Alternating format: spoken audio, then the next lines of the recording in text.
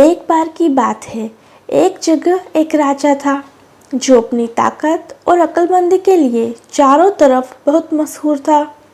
इस राजा के 3 बेटे थे जो अपने पिता की तरह ही बहुत लायक थे। वे बहादुर थे, वे चतुर थे, वे सुंदर थे और वे अक्लमंद थे। एक दिन अपना वारिस चुनने के लिए राजा ने अपने वजीरों को बुलाया और उनसे इस मामले में सलाह मांगी कि उसके तीनों बेटों में से किसको उसका वारिस बनाया जाए। उसने उनसे कहा कि वे तीनों राजकुमारों को ले जाए और उनके इम्तिहान ले और इनमें से जिसको भी वे लोग चुन लेंगे वही उसके बाद उसकी राजगद्दी पर बैठेगा। कुछ दिन बाद वजीर लोग अपने जवाब लेकर राजा के दरबार में हाजिर हुए। राजा के वजीरों के सरदार ने कहा, वारिस चुनने के लिए राजा गुस्सा न हो तो हम कुछ बोले। राजा की इजाज़त पाने के बाद उन्होंने कहा कि राजा उनको दुनिया में व्यापार करने के लिए भेजे और जो कोई भी राजकुमार सबसे ज़्यादा पैसा कमा कर लौटे उसी को राज्य दिया जाए। यह कहकर सब वजीरों ने हाँ में अपने सिर झुकाए कि यह सब उनका फैसला है। राजा ने भी कहा ऐसा ही होगा और कहकर उसने अपना फैसला उन तीनों राजकुमारों को बताया। जब उनकी यात्रा की सब तैयारियां हो गई तो वे जहाज पर चढ़ने के लिए समुद्र के किनारे इकट्ठा हुए। जब वे अपनी जगह जहां उनको जाना था वहां पहुंच गए तब वहां से वे एक दूसरे से अलग हो गए। एक भाई एक दिशा में चला गया, दूसरा भाई दूसरी दिशा में चला गया और तीसरा भाई तीसरी दिशा में चला गया। पर जाने से पहले उन्होंने एक निश्चित समय पर उसी जगह मिलने का वायदा किया जहाँ से वे अलग हुए थे। दोनों बड़े भाइयों ने अपने पैसों से खूब व्यापार किया और उससे खूब सारा पैसा कमाया, पर तीसरा भाई समुद्र के किनारे ही घूमता रहा। वह कभी यहाँ अपना डेरा डाल देता, कभी वहाँ अपना डेरा डाल देता, जैसे भी उसको अच्छा लगता। वह यही सोचता रहता कि वह अपने पैसों का क्या करे कि एक दिन उसको एक साधु मिला। वह साधु उसके साथ 3 दिन तक ठहरा। राजकुमार ने बड़े प्रेम और इज्जत के साथ उसको अपने पास ठहराया। वह उसकी खातिरदारी से इतना ज़्यादा प्रभावित हुआ कि उसने उसको बदले में कुछ इनाम देने की सोची। वह बोला, मैं तुम्हारे सरल स्वभाव और भलाई से बहुत खुश हूँ। तुम मुझे अपना नाम बताओ और यह भी बताओ कि तुम कहाँ से आए हो और कहाँ जा रहे हो। राजकुमार ने उसको सब कुछ बता दिया तो वह बोला, मैं समझ गया, तुम यहीं रुको, यहाँ से आगे कहीं नहीं जाना।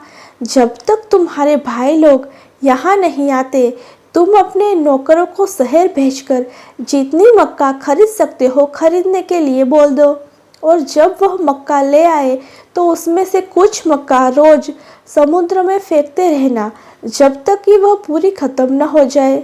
उसके बाद तुम कुछ समय तक इंतज़ार करना, तुमको बहुत सारी पैदावार हाथ लगेगी। ऐसा कहकर साधु ने उसको आशीर्वाद दिया और वहाँ से चला गया। राजकुमार ने उस साधु के कहे अनुसार ही किया। उसने शहर से बहुत सारी मक्का खरीदी और उसे अपने डेरे के पास इकट्ठी कर ली। फिर वह उसमें से एक माप मक्का करीब 6 महीने तक रोज समुद्र में फेंकता रहा जब तक उसकी सारी मक्का खत्म नहीं हो गई। उसने सोचा अब मुझे इसका इनाम मिलेगा। उसने बहुत दिनों तक इंतज़ार किया पर कुछ भी नहीं हुआ। उसने सोचा लगता है कि वह साधु मुझे धोखा दे गया, मैं तो बर्बाद ही हो गया। मैं इतना बेवकूफ़ क्यों हो गया कि मैंने उसकी यह बेकार सलाह सुनी।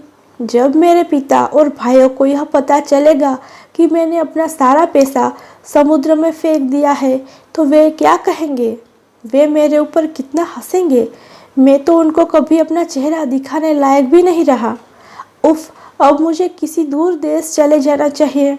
परसों मैं यह जगह छोड़कर किसी और देश चला जाऊंगा। मैं अब यह शापित जगह छोड़ दूंगा, यह जगह ठीक नहीं है। उसने अपना यह इरादा अपने लोगों को बताया तो उसके लोगों ने वह जगह छोड़ने की तैयारी कर ली। जब सब कुछ तैयार हो गया और वे वहां से चलने ही वाले थे कि अचानक ही एक घटना घटी। जो मक्का राजकुमार ने समुद्र में फेंकी थी उसको एक बड़ी मछली खा गई थी। अब मक्का फेंकने की यह खबर चारों तरफ फैली तो उस जगह पर बहुत सारी मछलियां मक्का खाने के लिए आ गई। उन मछलियों के साथ उनका राजा भी था। मछलियों के राजा ने मछलियों से पूछा, अरे क्या हुआ? हम लोगों को पिछले 6 महीनों से मक्का खाने के लिए मिल रही थी और अब कई दिनों से हमारे पास खाने के लिए कुछ भी नहीं है। क्या राजकुमार को उसकी अच्छाई का इनाम मिला? मछलियों ने कहा, नहीं, ऐसा करने का तो कोई हुक्म हमको नहीं मिला। मछलियों का राजा बोला, तो तुम सब राजकुमार के पास तुरंत जाओ और हर एक अपने साथ एक एक लाल लेती जाओ और उसको वे लाल देकर कहना कि वह अपना काम फिर से शुरू कर दे। सो सारी मछलियाँ एक एक लाल लेकर राजकुमार के पास गई जहाँ वह खड़ा हुआ था और वे लाल उन्होंने राजकुमार के पैरों के पास ले जाकर डाल दिए। इसके बाद वे दुखी होकर समुद्र की तरफ देखने लगी। इस सब से जोर जोर की आवाज़ हुई तो राजकुमार का ध्यान उधर घूमा तो उसने देखा कि समुद्र की रेत पर तो असंख्य लाल बिखरे पड़े हैं।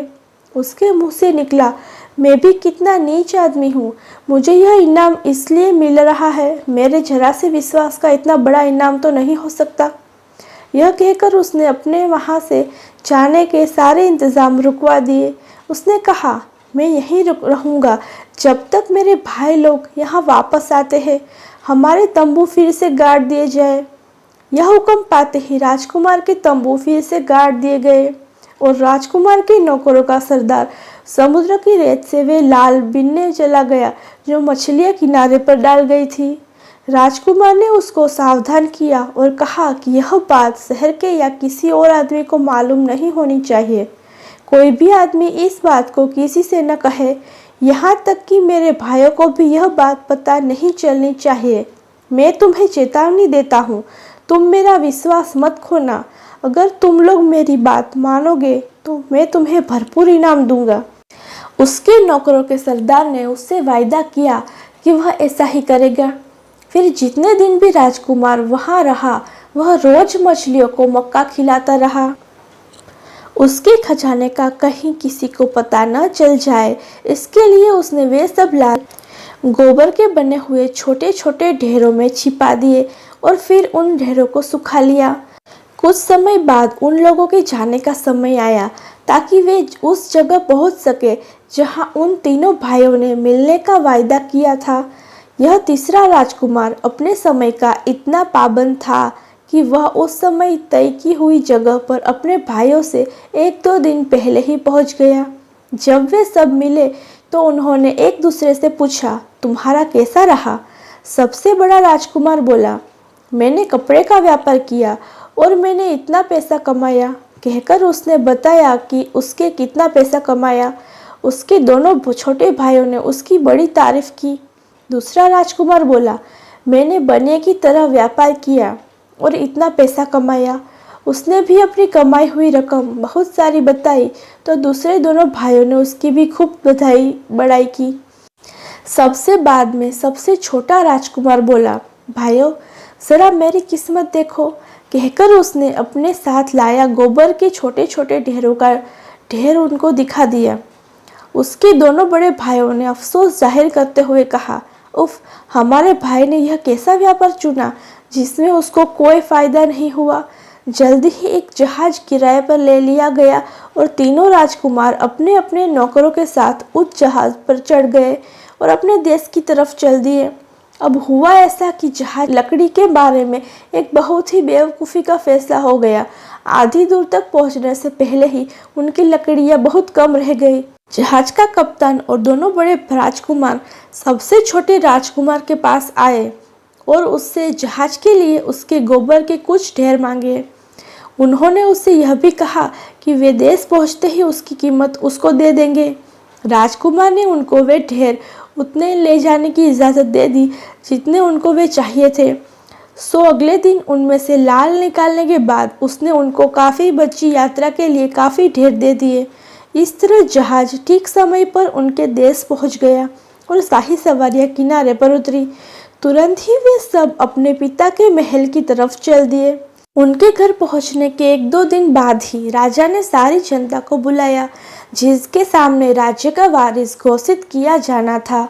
सो बहुत सारे लोग राजा के महल में आकर इकट्ठा हुए।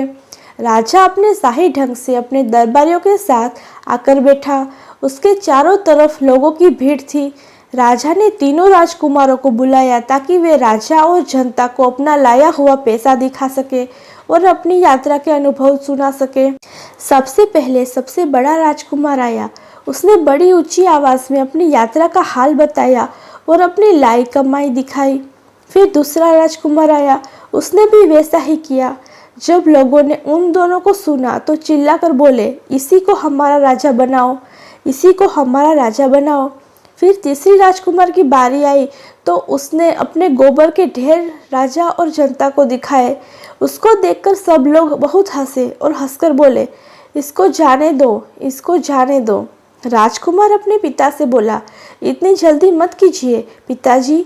फिर वह जनता की तरफ देखकर कुछ गुस्सा सा होकर बोला, अभी तो आप लोग हंस रहे हैं, पर बाद में आप लोग अपने हंसने पर पछताएंगे। इन गोबरों के हर ढेर में एक एक लाल है, जिनकी कीमत नहीं मापी जा सकती। इतना कहकर उसने गोबर का एक ढेर तोड़ा, जिसमें से एक लाल निकला। देखो देखो कहकर उसने गोबर के कई ढेर तोड़ डाले, जिसमें से हर एक में से एक एक लाल निकल पड़ा। यह देखकर तो सबके मुंह से आश्चर्य की एक चीख सी निकल गई। राजा बोला, मैंने तो ऐसे लाल पहले कभी अपनी जिंदगी में नहीं देखे। यह ठीक कहता है कि इन लालों की कीमत नहीं आकी जा सकती। मेरे सबसे छोटे बेटे के पास मेरे और मेरे दोनों बड़े बेटों सबके पैसों से मिलाकर भी ज्यादा पैसे हैं। सो अपने बाद में उसी को इस देश का राजा घोषित करता हूँ। यह देखकर सब लोग चिल्ला पड़े कि इसी को राजा बनना चाहिए। इसके बाद वे सब अपने अपने घर चले गए। कुछ समय बाद जब राजा मर गया तो उसका सबसे छोटा बेटा राजा बना दिया गया। उसने अपने बड़े भाइयों को अपने नीचे खास ओहदों पर रख दिया।